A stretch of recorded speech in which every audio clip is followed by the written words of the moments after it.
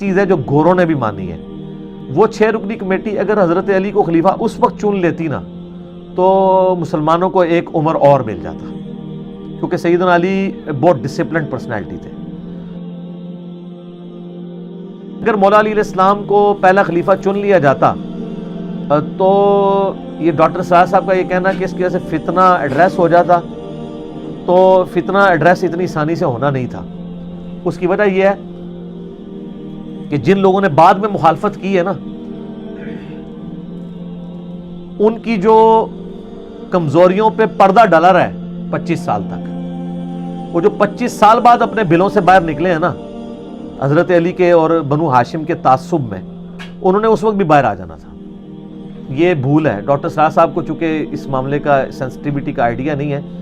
یہ جو جنگ حبش تھی نا جو شروع سے جاری تھی، اسی کی کنٹینیوشن کربلا ہے اور جنگ صفین ہے۔ بیسیکلی یہ دو خاندانوں کا ایک تعصب تھا۔ بنو امیہ کبھی نہیں چاہتی تھی کہ نبوت بنو ہاشم میں ہے، مجبوراً ان کو قبول کرنی پڑی کیونکہ اللہ نے ڈیسیژن کیا تھا۔ تو وہ جو بغض کا پہلو تھا وہ ختم تو نہیں ہو سکتا۔ میرا خیال نہیں ہے کہ سیدنا علی پہلے خلیفہ بنتے تو مسئلہ حل ہوتا۔ میرا تو خیال یہ ہے کہ سیدنا علی اگر پہلے خلیفہ بن جاتے تو جنگ صفین شروع میں ہی ہو جاتی اور معاملہ زیادہ بگڑ جاتے، تو مسلمانوں کے حق میں بہتری والا معاملہ ہوا، البتہ کے حق میں بہتری والا معاملہ ہوا۔ البتہ ایک چیز ہے جو گوروں نے بھی مانی ہے، وہ کہتے ہیں کہ سیدنا عمر کی شہادت کے بعد جو 6 رکنی کمیٹی بنائی تھی سیدنا عمر نے اپنی زندگی میں، جس میں مولا علی تھے، سیدنا حسن تھے، سیدنا عثمان تھے، طلحہ، زبیر، عبد الرحمن بن عوف اور سعد بن ابی وقاص، وہ 6 رکنی کمیٹی اگر حضرت علی کو خلیفہ اس وقت چن لیتی نا تو مسلمانوں کو ایک عمر اور مل جاتا، کیونکہ سیدنا علی بہت ڈسپلنڈ پرسنالٹی تھے۔ سیدنا عثمان شریف النفس آدمی تھے اور ان کی شرافت کی وجہ سے پھر قریبی لوگوں نے ناجائز فائدہ بھی اٹھایا اور آہستہ آہستہ وہ خلافت فتنے کا شکار ہو گئی، اور اسی لیے ہم کہتے ہیں کہ ابو بکر عمر کی خلافتیں محفوظہ ہیں، اسپیشل پروٹیکشن ہے، اور سیدنا عثمان و علی کی خلافتیں مفتونہ ہیں، یعنی وہ فتنوں کا دور ہے۔ اس میں خلفاء کا قصور نہیں ہے بلکہ اس دور میں فتنے آ گئے جو اس طرح ایڈریس نہیں ہو سکے، اور اس کی پریڈکشن پہلے ہی تھی۔ بخاری مسلم میں حدیث ہے، نبی علیہ السلام فرمایا میری امت اور فتنوں کے درمیان دروازہ عمر ہے، جب اس دروازے کو توڑ دیا جائے گا تو میری امت پہ فتنے شروع ہو جائیں گے۔ تو نبی علیہ السلام نے خود یہ پریڈکشن فرما دی تھی، بلکہ پریڈکشن نہیں کہنا چاہیے، پروفیسی فرما دی تھی کہ سیدنا عمر کی شہادت کے بعد امت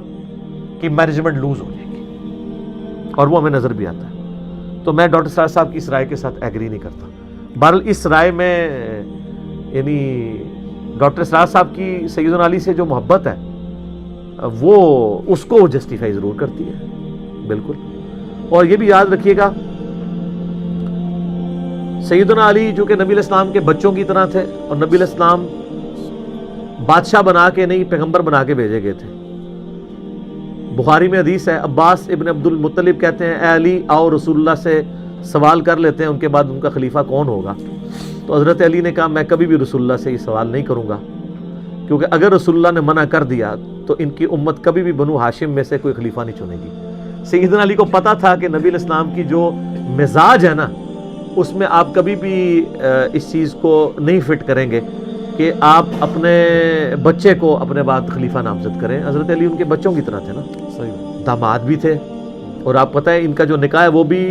اسپیشل اللہ کی طرف سے ہوا ہے۔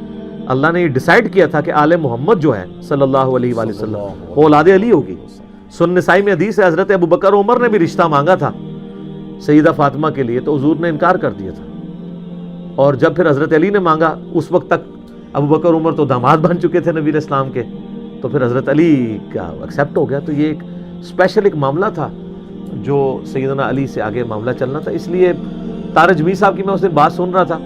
حضرت علی کی شہادت پہ ان کا ایک چھوٹا سا کلپ چڑھا تھا 21 رمضان کو، انہوں نے نا وہ تازہ کلپ ہی ریکارڈ ہوا تھا رمضان کی ان کی رات کی کلاسوں میں، تو انہوں نے کہا کہ اللہ تعالیٰ نے جو حکومت کا معاملہ ہے نا بنو ہاشم کے دامن کو اس سے بچا کے بعد میں رکھا ہے۔ حضرت علی رضی اللہ تعالیٰ عنہ یا امام حسن نے تو خود ہی اس سے کیونکہ اندازہ ہو گیا تھا اس طرح کے معاملے میں کہ یہ اب معاملہ، تو اللہ تعالیٰ نے بیسیکلی ان کے دامن کو بچایا ہے ان فتنوں سے جو بعد کے حکمرانوں کو ان فتنوں سے گزرنا پڑا۔ آپ دیکھ لیں کہ حضرت میر معاویہ رضی اللہ تعالیٰ عنہ کی صحابیت اپنی جگہ، لیکن ان کے دور کے اندر جو کچھ اسلام کے ساتھ ہوا ہے، بخاری مسلم سے میں نے اپنے کربلا والے ریسرچ پیپر میں کتنی دردناک باتیں، تو اللہ کا شکر ہے کہ اللہ تعالیٰ نے ان کو محفوظ کر لیا اس میں.